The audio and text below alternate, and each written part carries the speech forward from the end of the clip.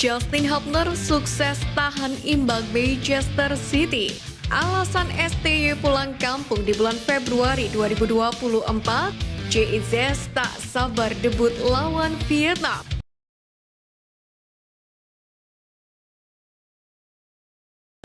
Dua calon pemain timnas Indonesia Tom Haye dan Dayton Joeon beraksi memperkuat klubnya FC Heerenveen saat melawan Ajax Amsterdam. Bertanding di Stadion AB Lenstra, FC Heerenveen berhasil meraih kemenangan dengan skor dramatis 3-2.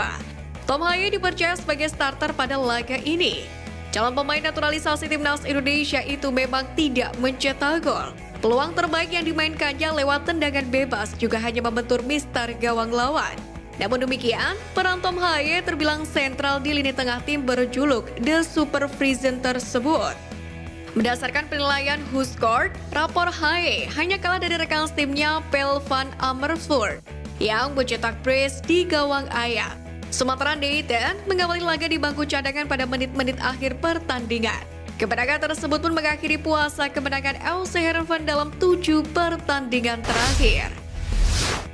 Bek timnas Indonesia Justin Hubner kembali tampil bersama Wolverhampton Wanderers U21 kala menghadapi Manchester City U21. Pemain 20 tahun tersebut akhirnya kembali tampil dalam starting 11 tim Wolves U21, yakni usai absen di 3 laga terakhir Premier League 2 2023-2024. Menariknya pada laga yang berakhir imbang 3-3 tersebut, Justin Hubner kembali berperan sebagai bek kiri. Bermain sejak menit pertama, Justin Hubner berhasil tampil kokoh hingga Wolves U21 unggul 3-1 pada menit ke-90. Sayangnya, Justin Hubner dan kolega gagal menjaga keunggulan usai Manchester City U21 mencetak 2 gol di injury time. Kendati demikian, fakta menarik menghampiri Justin Hubner usai pada laga sebelumnya saat berjumpa Charlton Athletic U21, yakni di ajang Piala Liga Inggris U21, juga bermain sebagai bek kiri. Di timnas Indonesia sendiri, Hubner juga berperan sebagai gelandang dan bek tengah.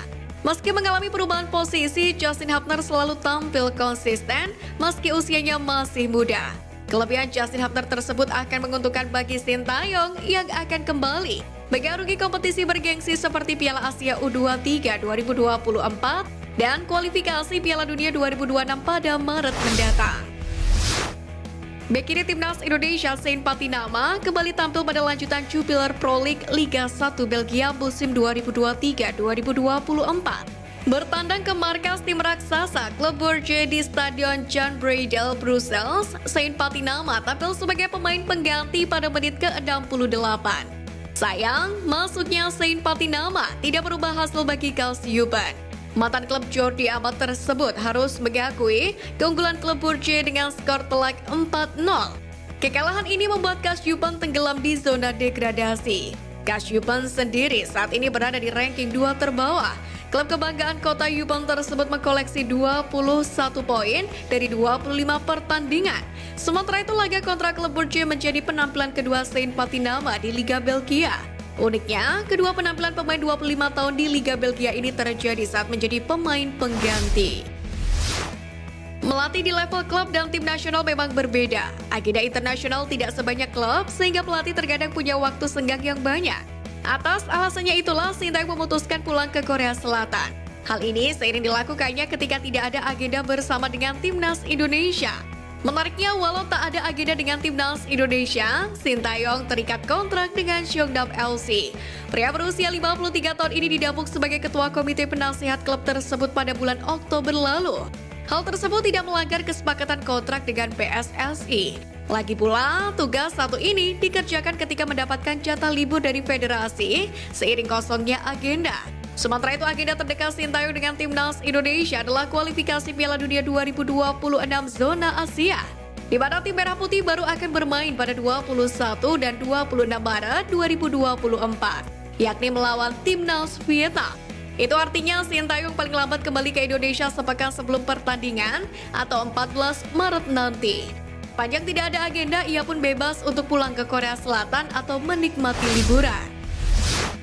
Masa depan Sintayong sebagai pelatih timnas Indonesia memang tengah jadi sorotan. Sebab kontrak pelatih asal Korea Selatan ini yang akan habis pada akhir Juni 2024 belum juga diperpanjang oleh federasi. Padahal Sintayong sudah memenuhi target dengan membawa timnas Indonesia lolos ke babak 16 besar Piala Asia 2023. Namun masih memiliki satu target yakni membawa timnas U23 melaju ke fase gugur Piala Asia U23 2024. Menanggapi hal tersebut, pemain naturalisasi Bio Pauline meminta kontrak Sintayong di timnas Indonesia untuk diperpanjang.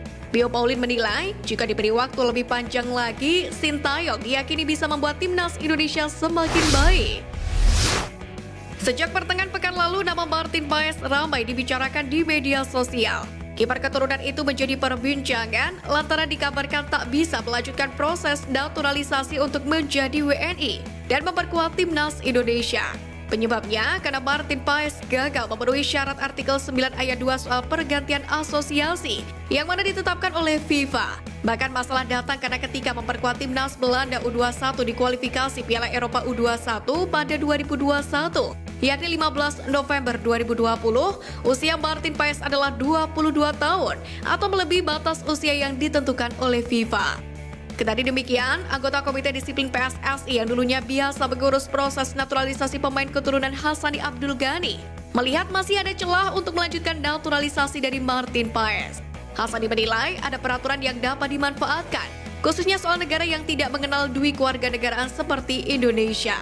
Hanya saja sekalipun proses naturalisasi Martin Paes dilanjutkan, tak akan bisa secepat Ragnar Oratmangun dan juga Tom Haye.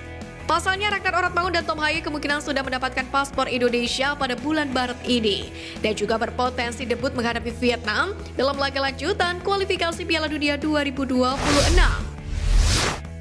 Winger timnas Indonesia Sadil Ramdhani dilaporkan absen lawan klub Australia Macarthur FC dalam semifinal zona ASEAN Piala AFC 2023-2024.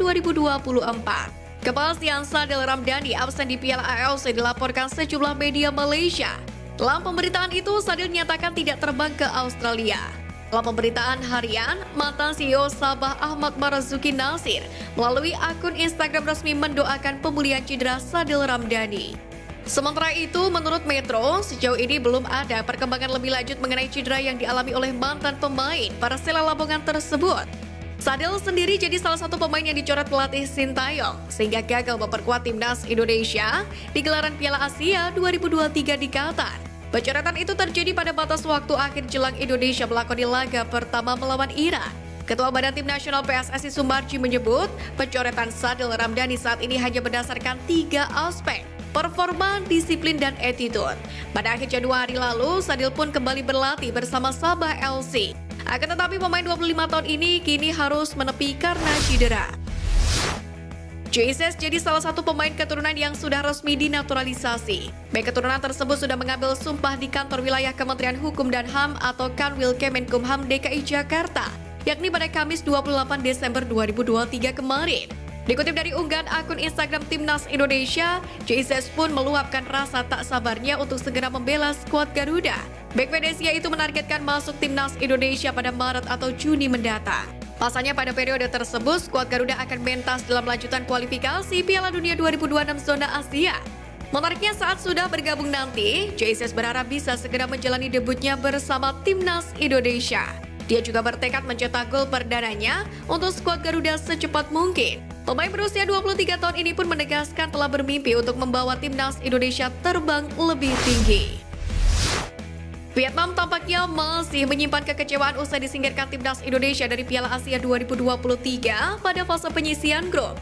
Jelang kembali menghadapi Timnas Indonesia di kualifikasi Piala Dunia 2026, Philippe Troussier menegaskan telah mempersiapkan skuad terbaik The Golden Star Warrior.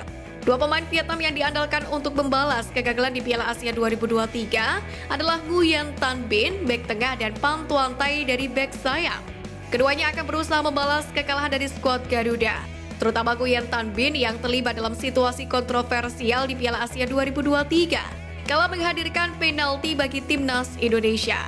Hal itu diyakini akan menjadi motivasi bagi Nguyen Tan Binh untuk mengalahkan Timnas Indonesia pada bulan Maret mendatang.